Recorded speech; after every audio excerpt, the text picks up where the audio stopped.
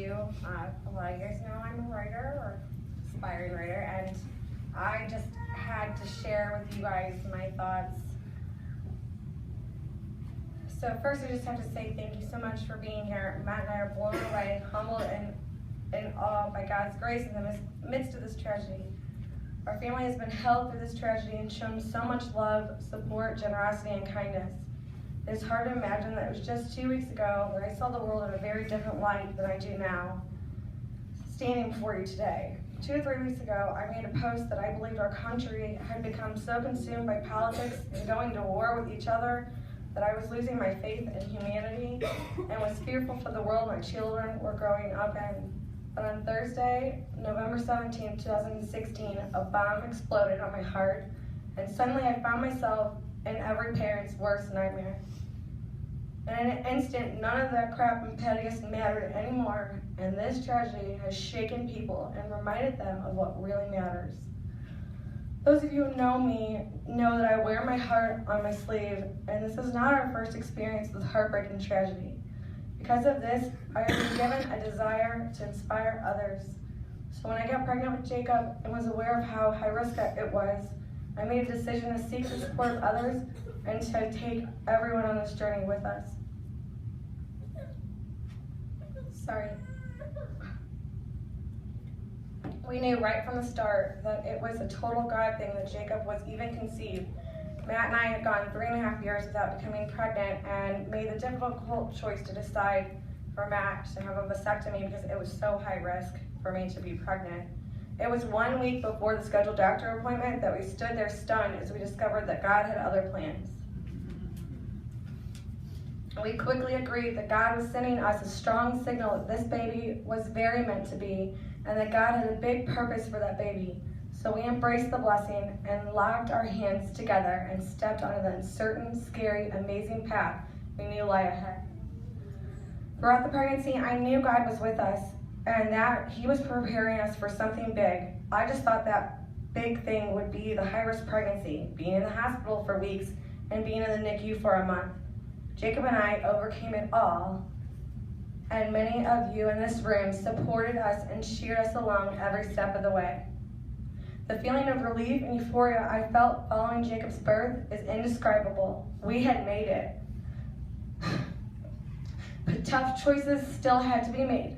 I knew once in the hospital that I would have to leave my career of 8 years at City, and I was scared, but I knew with 100% certainty that it was the right choice, even though many cautioned me against it and worried I was throwing my career away.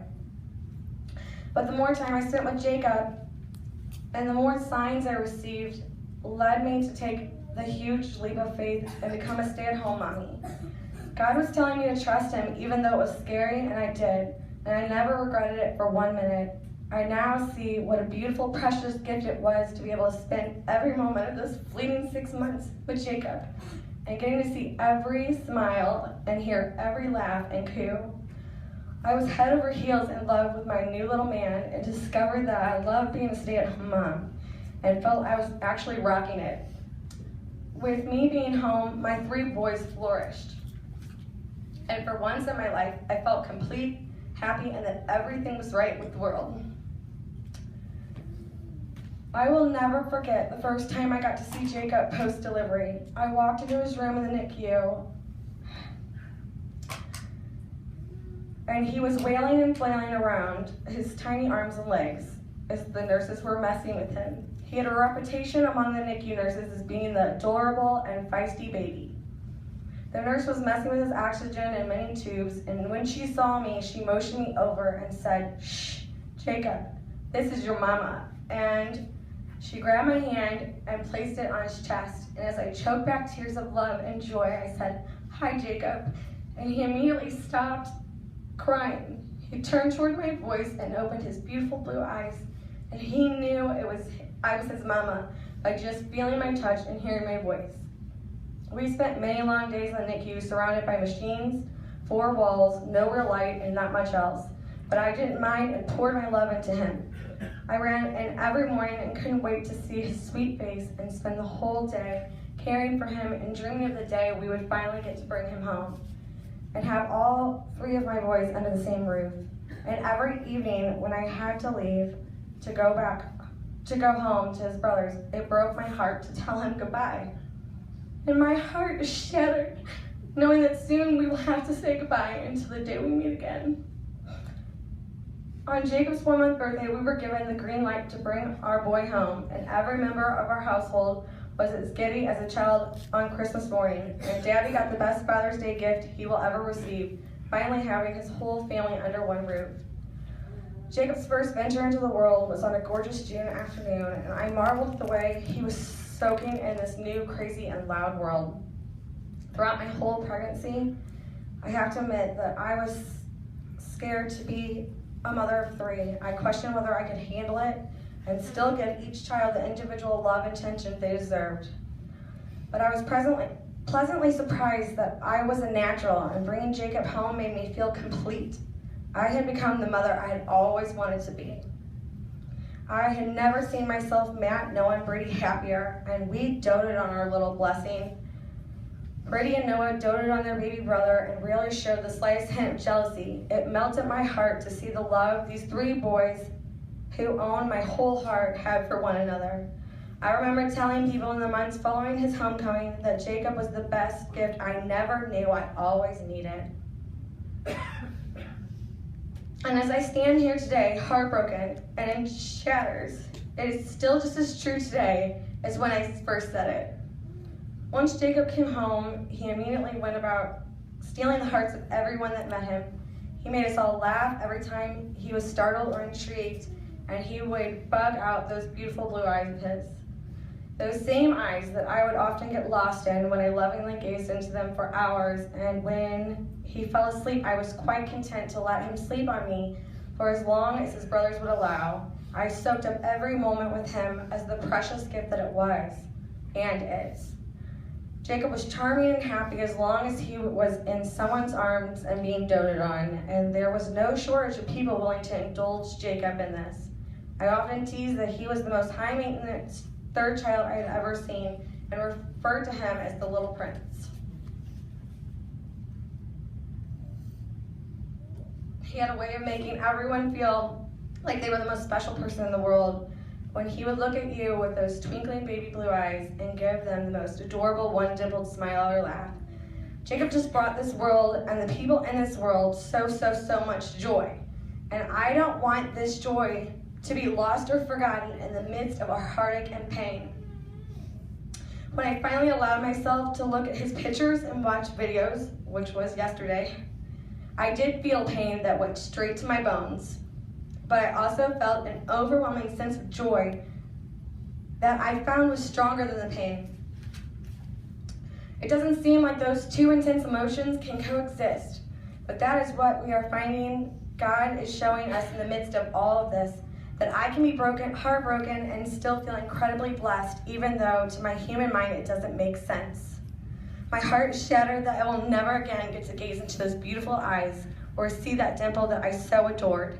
But I take enormous comfort in knowing that my sweet baby was so very loved. He was happy every day of his life, and he will never know the pain of living in a world where life is, as we certainly see now, is full of trials and pain and curveballs thrown your way that are just not fair and make no sense at all.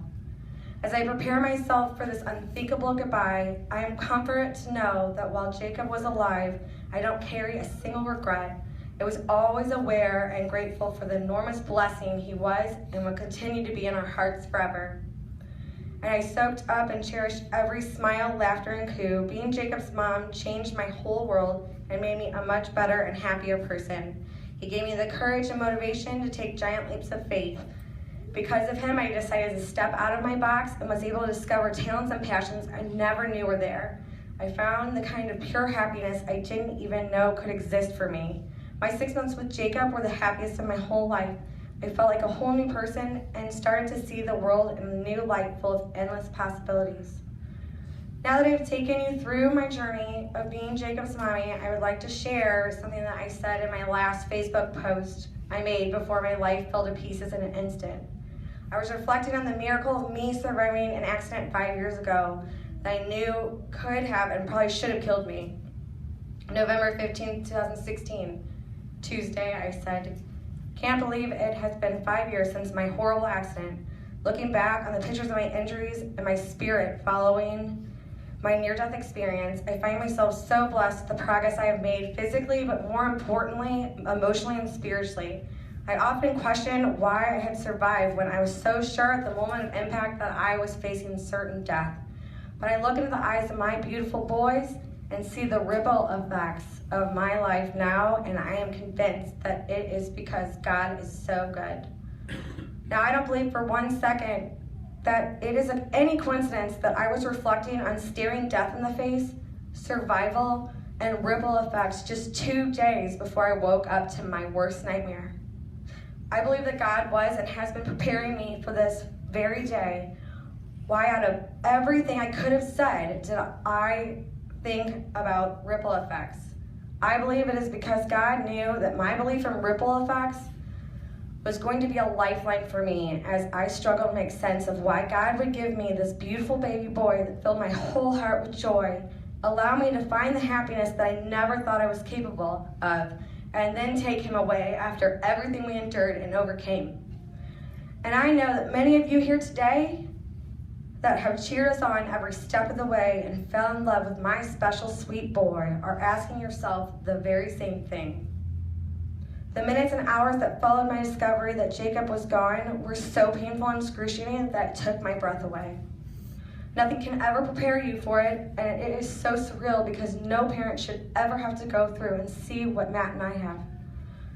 One day we were enjoying the unusually beautiful, warm November day where we spent many wonderful and happy hours outside playing and delighting in all the new and adorable things Jacob was learning and able to do. And the next day, he was gone and no one was given a chance to tell him bye. It is still difficult to comprehend that this is real and that we will soon have to say goodbye and try to move into a life without you. That first day, I felt certain that I could not accept this and that I was not capable of moving forward in life without Jacob. But then I kept hearing this still small voice tell me, God comes near the brokenhearted and saves the crushed in spirit. And I knew that voice because it had spoken into my life before. It was the voice of God, and then signs of God's presence started coming in and were being felt and noticed by everyone around us. And then I saw my sweet Brady boy. And saw the same distraught and shell-shocked look that was on his dad and my face as well.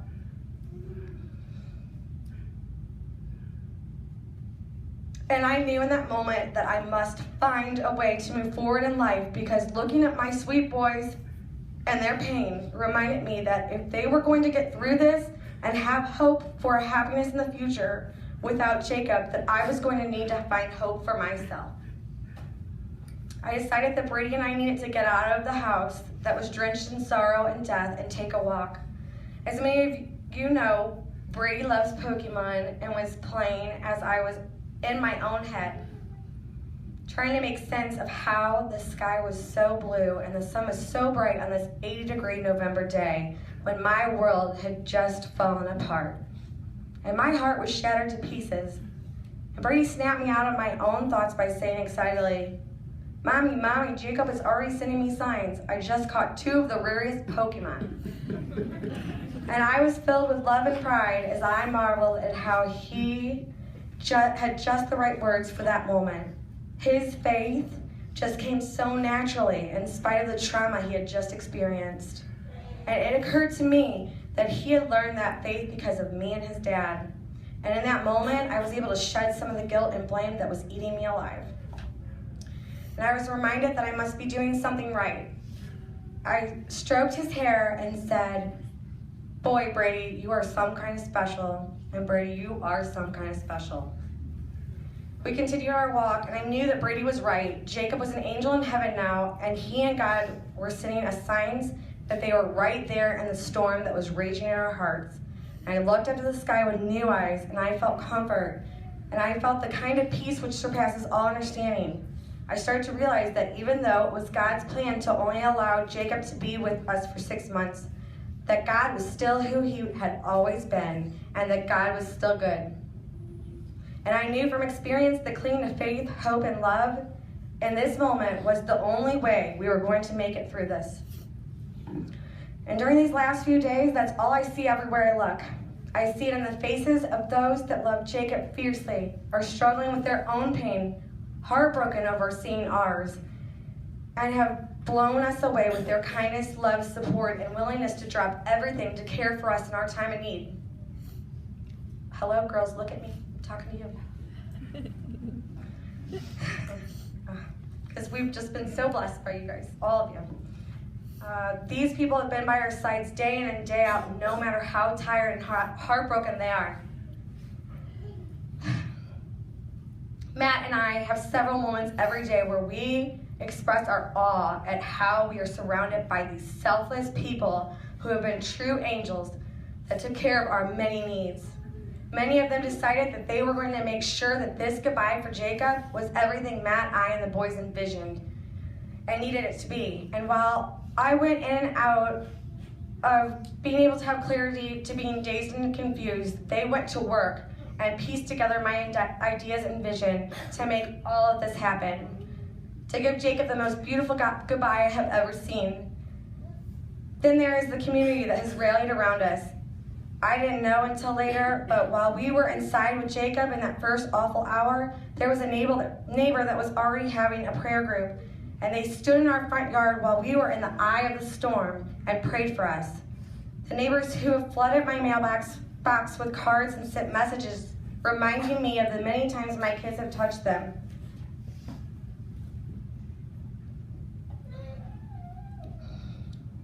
And that they see me as a wonderful mom. To the Boy Scout Troop Pack 961 and Hufford school parents and faculty, to the church leaders and families who have ensured us that our family is going to continue to be surrounded with love and help in our time of need. That they are all in it for the long haul. And then to the thousands of strangers that were touched enough to share Jacob's story and the GoFundMe page. And to those who gave generously to our family when Christmas is coming and they didn't have it to spare. To feeling the heavens are being flooded with prayers for our family and for all the beautiful, kind, and comforting words. Matt and I are blown away and humbled by you all. So yes, today is a heartbreaking day because we all love this special little boy so much and he is gone and it's not fair. We just don't understand how a loving God could take my precious boy away. But what I have learned is that it will never make sense to me here on earth. But in the midst of this grief, heartache, and pain, Matt and I keep talking about all the beauty and love that we also see everywhere we look. Our faith in humanity has been restored, and we are not the only ones that feel this way. I've seen time and time again that in the social environment when people only seem to see the worst in each other, people have been shaken by our tragedy and reminded of what really is important. I see all these people viewing the world through different eyes. I see people seeing goodness in one another that they never have seen before. So although our hearts are shattered, we see God moving in supernatural ways, and we know that Jacob's life and loss is bigger than us and bigger than our pain. I was right when I first got pregnant and knew God had a big purpose for this little guy, but I never imagined that Jacob's purpose meant he had to leave us.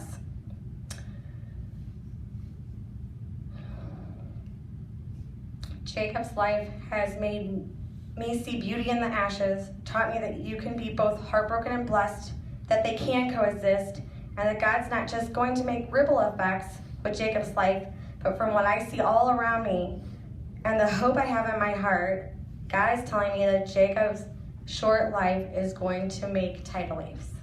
Thank you guys for letting me share my heart and our story of me and Matt and Jacob and Brittany and Noah. I love you all.